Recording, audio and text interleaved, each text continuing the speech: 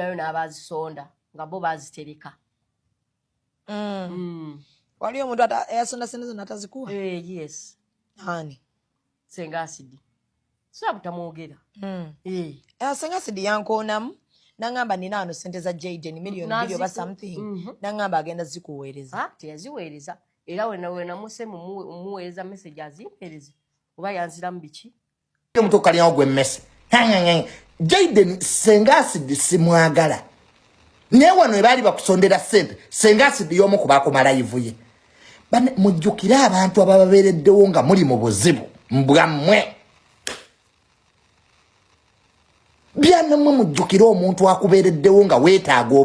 Ebigambo bya Senga asidi katono ayiwe amaziga oluvannyuma lw'okusondera JAYDEN sente z'atanaba kubeera ng'amuwa, kyokka ate JAYDEN n'agenda ku interview ne Zubeda n'asooka alangira Senga asidi yamusondera sente nga we yazibba, nga we yagaana okubeera ng'azimuwa. Emboozi nnyingi, ebigambo bineeno bingi, mwenna abalaba ku nsonga za JAYDEN ng'ali bubi, amazima bwina atandise okubeera ng'avaayo. Sooka owulirize ebigambo bya Senga asidi naye nga sinabikuterako. Tugenda tutandikira ku katambi ka JAYDEN kubanga ekaliidinze oba ekasparkinze off okumanya details zonna zino Senga asidi zaatugambye. Kyokka ate nga ne Tamale Mirundi Junior asigadde ku nkola ye eri yagamba JAYDEN simulwadde. Esaga tubeere nga tugendayo. Kankutereko obutambi buneeno osobola okubeera ng'obwerabirako. Bambikawo obudde lw'ogenda otegeera amazima n'okuyamba abantu. Lwaki abantu abamu tebakyayamba abantu? Naye nga sinabeera nga nkakuterako nkujjukiza Naalongo Nabwiraze okubeera nga akutaasa ku basawo abafere naddala bakulombera edduwa ne watabaako kikyuka mu bulamu bwo ye.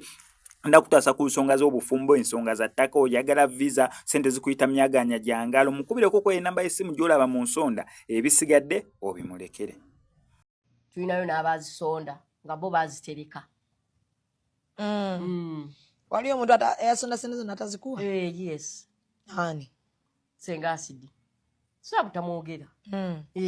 Senga asidi yankoonamu nangamba nina ano sente za JAYDEN million 2 oba something. Nangamba agenda zikuweereza. Teyaziweereza. Era wena muse muweereza message azimpereze. Oba yanziramu biki? Nange ne muddamu. Bye naddamu n'abiwanika wali namusanga ng'akumye live. Wamuddamu oba bubi? Ani? Muno motalina njogera. Banaye. Mwagala kukakasa njogera sigiina mu kuwandiika ne mukwogera. Gyatubeere bantu balungi banaye. You want us to be realistic. Yakuddamu bubi? Teyanzira mu byangamba oba yansaba biki? Yakusaba oba empapula z'eddwaliro? Ne muka sigenda zikuwa. Empapula siziwa buli omu. Yes, because tezeetagisibwa kubanga empapula siziwa buli omu. Kuba ne dokita nzijukira nga tuzimusaba azituwe n'agamba nedda. Okuggyako ng'omulwadde akonsentinze nti tubawe empapula. If I've not consented, I know it's a public secret. We much kola chachimanyi ndi mulwadde simple. Naye you don't have that authority and audacity. Ekola ki? Nsaba mpapula. You don't have it. Just because of 2 million gwezi wasondesa abantu. Nga ninayo yaleta million 5 awamu. Nga tasabye luki? Yadde olupapula. Gwe kyo kikweta olowooza nti ngenda kuwa olupapula. Sisobola lukuwa. That is my personal information. Mba neweebudde nnyo. Mba neemazeeyo. Okitegedde? Yeah. The best deal I can give you sokugamba kankufunirawo eddwaliro gye tugenda okugenda. Obeerewo. Nedda kenkuwe quotation y'eddwaliro gye tugenda okugenda kyeddwaliro bwe liti ne sente zibasaba kyekyoka kye nsobola okukuwa. Gw'oziteekeyo ku account. Kati gwe gwamanyi oba obiteekayo ebyo gwakola ki? Gwamanyi. But sisobola kukwata all my health details and factors munzikwate nziwe gwe omuntu omu. Tolina gye wasoma busawo. Just because they called you that fake doctor thing doesn't mean you qualify to have my health documents. Thank you. So abasigadde bonna tukyaliyo kukwebaza. Kati nabagamba oyo omwana JAYDEN simulwadde. Nako nalabye kavevengera Senga asidi. Gwe JAYDEN oyinza ovuma Senga asidi gwe. Nga wano wali onoonya sente. Senga asidi yakumala yivuye ne bakunoonyeza sente gwe JAYDEN. JAYDEN oli munaku. Weefuula omulwadde toyina magezi ate toyina mpisa. Nako nakalabye omuntu kalyawo gwe messe. Jayden Senga Acid simwagala. Ne wano ebali bakusondera sente. Senga Acid yomu kubako live ye. Bane mujjukira abantu abababereddewo nga muli mu buzibu mbwammwe.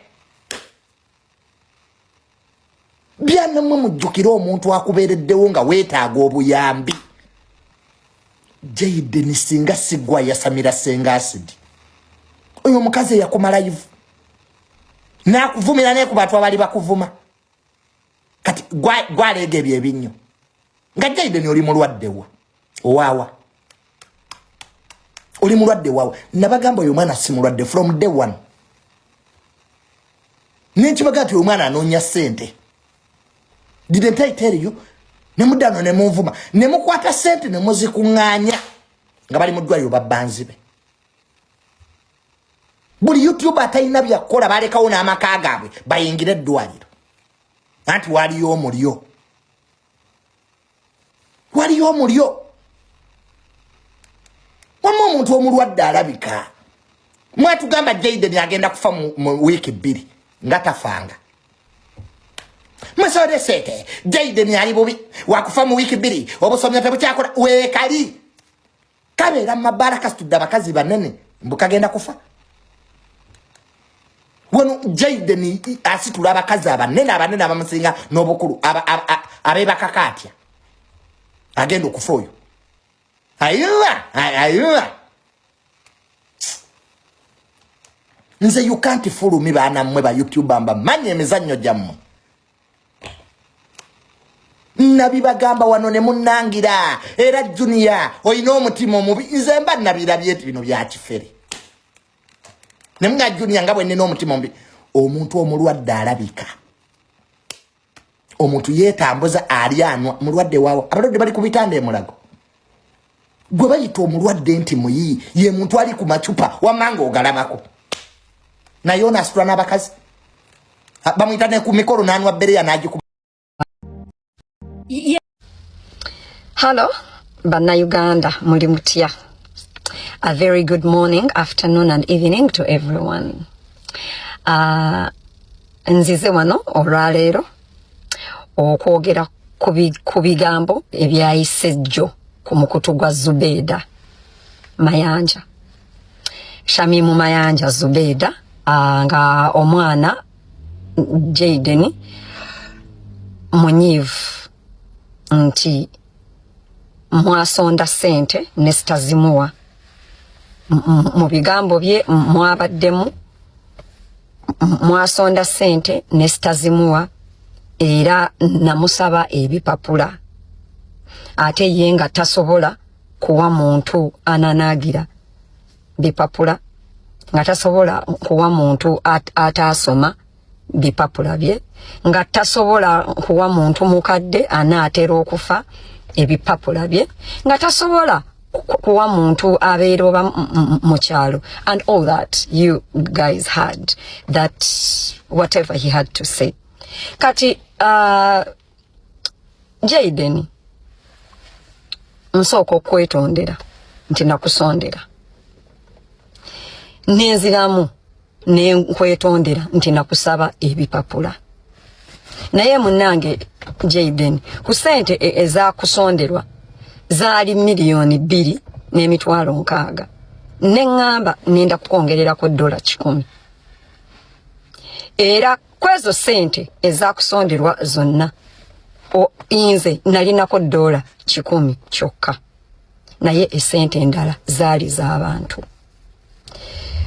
Bwe twakusondera sente nga twakava ku live munansonyiwa kano kagenda kubeera kawanvu mukko nga nakava ku live nakubira Zubeda because I did not have your number and I'm actually even sorry I did not know your user account names kubanze obuntu nabulabanga on people's walls. I was not even your follower. Nenkubira Zubeda nenjogera naye nemugamba ninawo wano sente za Jayden nzikuwe Zubeda nanebaza okusondera nemugamba nzikusindikire nangamba saagala kunzibisa sente bye byali ebigambo bye mubulire ajja kunnyonnyola kati naye obutazikuweerawo that exact day nali twalina plan tukusondere mu money era nojja mu inbox yange nebaza message nenda kuziteeka waawo ngamba nebaliza Uganda waitawo ennaku era ntono nenkubira Zubeda nga ebigambo ebyogerwa bingi. A lot of people were doubting your credibility. Nenkubira Zubeda era agenda kukubuulira ne mugambo Omwana mulwadde naye twetaagayo omuntu a professional doctor annyonnyole Uganda condition y'omwana nekyetaagisa kubanga Uganda ekigambo sickle cells bakimanyi nti bulwadde. They don't know how severe it is. Uganda mwenna abandaba waitawo olunaku lumu Jayden ne bamwadmitinga mu emergency era ne waitawo era ndoza ennaku endala bbiri ne bakola press conference nga omusawo abannyonnyola. I thank myself for that brain that I added you to explain to Ugandans, to get a medical doctor to explain to Ugandans. Even the additional advice for you, I was giving it to Zubeda, the same person eyakuchaziza onzivole onzibise sente. Jayden okusaba ebipapula abantu batandika okubuusabuusa kubanga wajjangu okyusa emboozi. Era najja ku live abantu abaliko nembagamba bannanga ate Jayden yayogedde bwati sente ze nzimuwe. Abantu ne bangamba Senga soka first hold on to the money until when Jayden gives you medical proof. Kubanga I'm sure Jayden n'abasawo abakugamba mbu obulwayo emyezi 3 nebuyindi gye wali ogenda wali weetaagako ebbaluwa already nga ozirina. When that's what I think nti you had to have a medical referral from Uganda for any doctor ebuyindi okukola kwate ngo already wali watugamba okusondera sente kukutwala kukuwa busomyo oba kale ne Nairobi gye wali ng'ogamba. Nsonyiwa bwembeeranga okusaba ebiwandiiko kyakunyiiza naye ate Bebekulu tewamuvuma kuba naye yakusaba ebbaluwa ez'abasawo naye ate nga we wagambye nti wali tosobola kuwa muntu an educated person your medical papers. Tomanya munnange nandifunye omuntu anvunnulira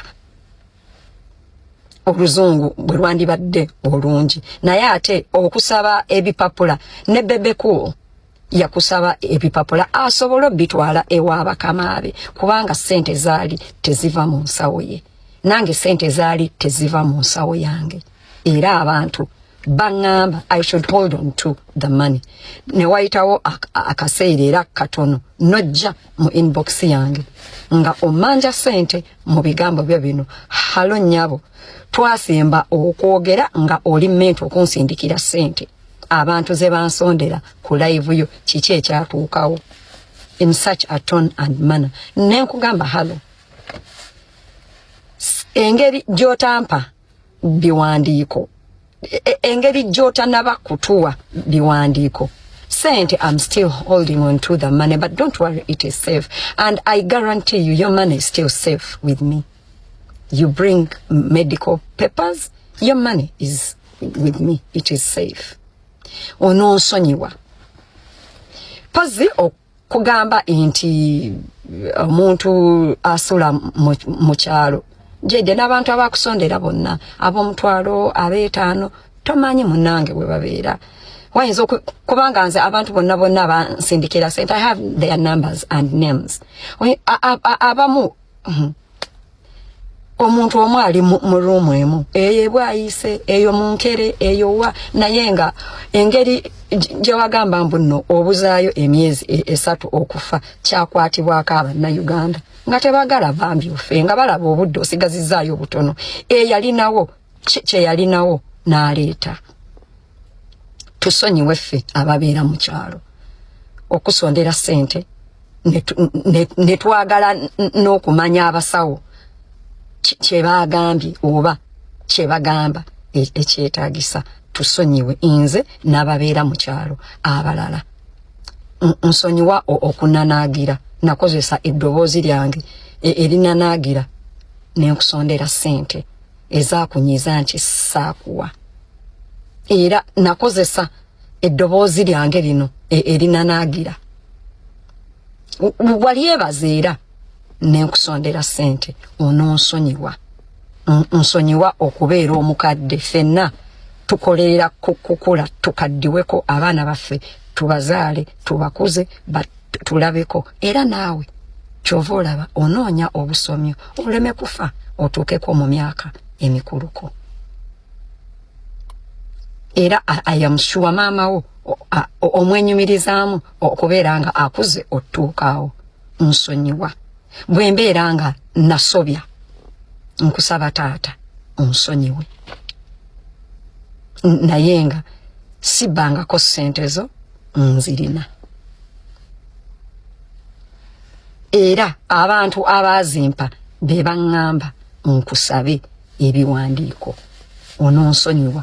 Kale wandibiwadde Zubeeda n'abindagako kale wandinkubidde mu viewers abantu kubanza abantu bakkiririza munzi bandize ewuwo ne bazikuteera mu inbox yo bakkiririza munze kubeera nze niwe nandibirabyeko mu viewers nandibagambye nti munnange ebipapula nabirabyeko.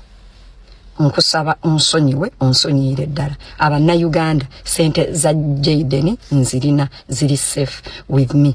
Abanyiigira nti namusaba ebiwandiiko munsonyiwe. Naye nga I don't think asking for accountability and proof is a crime, especially when it involves public funds. Ebyange byebyo ebisigadde tujja biwuliriza ko live mubeere bulungi.